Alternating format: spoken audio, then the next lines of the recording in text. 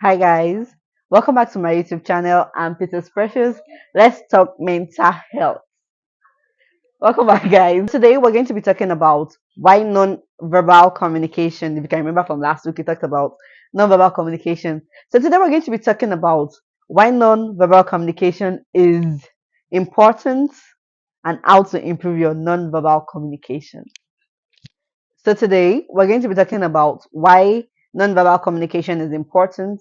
And as we've known from previous last week, of course, we discovered that nonverbal communication is very important. It's usually as important as verbal communication, and it makes up of 80% of whatever we're going to convey, the information we're conveying to another person.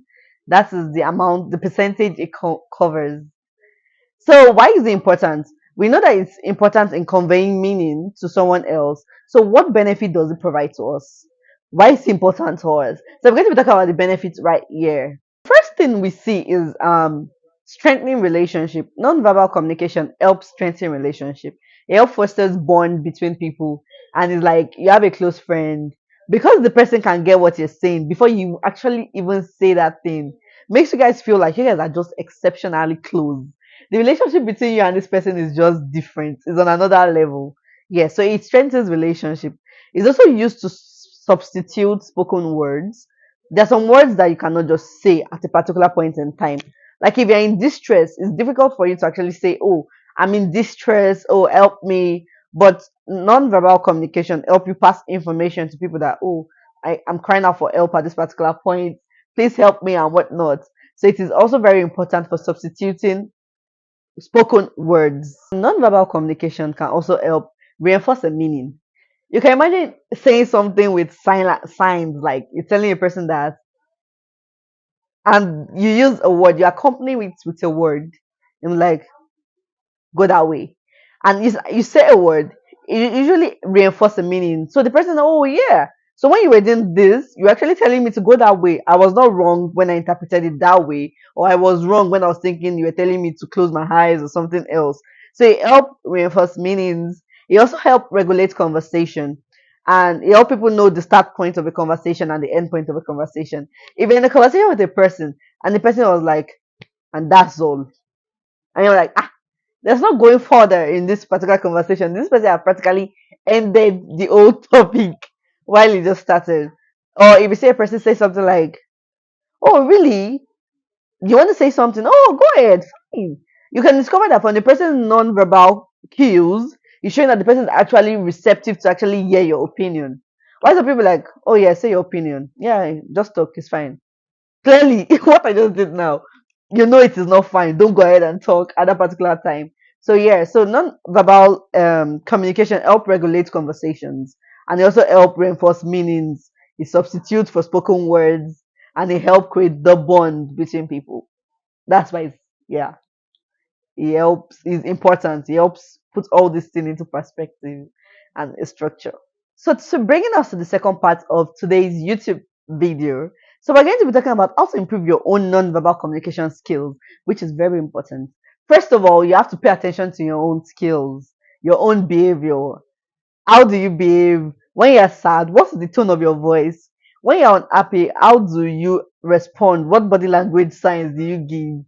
If you want someone to pass, what's your body language when you're particularly saying a word?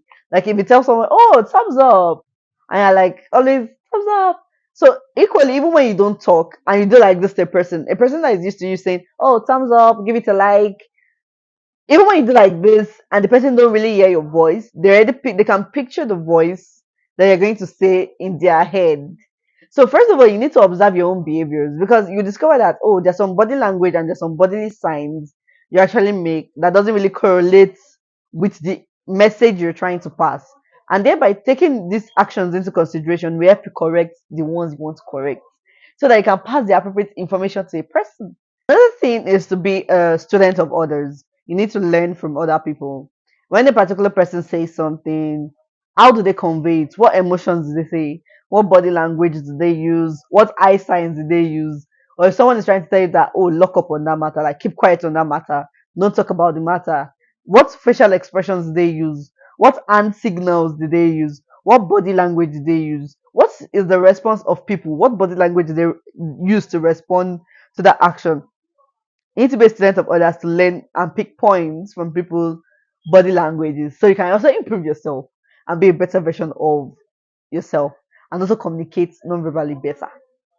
You need to check for non-verbal cues that actually doesn't correlate to what the person is saying. You can imagine the person saying that, oh, I would love for you to come over, and the person is shaking the head like, no.